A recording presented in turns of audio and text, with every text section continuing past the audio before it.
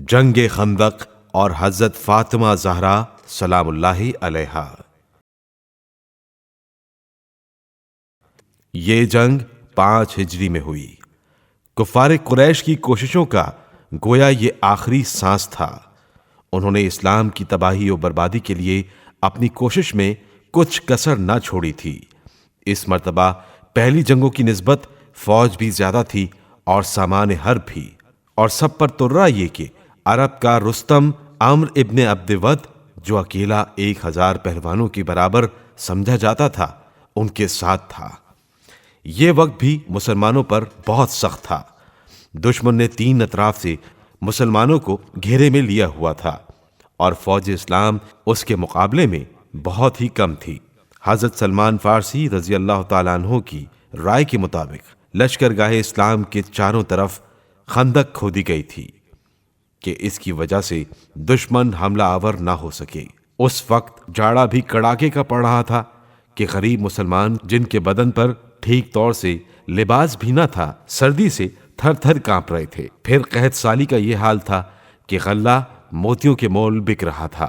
دشمنوں نے رسد پہنچنے کے راستے بند کر دیے تھے۔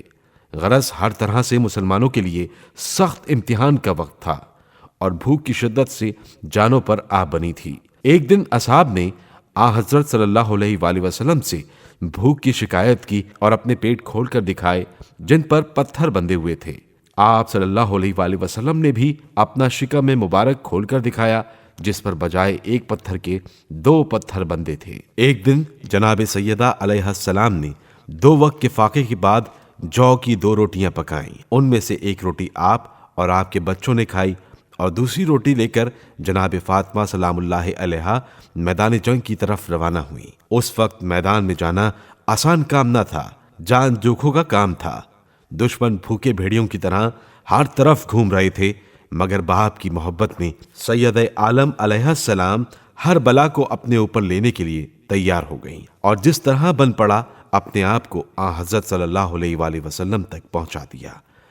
جناب امیر علیہ السلام فرماتے ہیں کہ میں روز خندق جناب رسول خدا صلی اللہ علیہ وآلہ وسلم کی خدمت میں حاضر تھا کہ فاطمہ سلام اللہ علیہا روٹیوں کے چند ٹکڑے لے کر وہاں پہنچیں، اور آپ صلی اللہ علیہ وآلہ وسلم سے کہنے لگیں، میں نے یہ روٹیاں بچوں کے لیے پکائی تھیں، ان میں سے یہ چند ٹکڑے لے کر آپ کی خدمت میں حاضر ہوئی ہوں۔ آپ صلی اللہ علیہ وآلہ وسلم نے ان کو لے لیا اور ارشاد فرمایا، بیٹی، یہ پہلا لقمہ ہے جو 3 دن کے بعد تیرے باپ کے منہ میں جا رہا ہے۔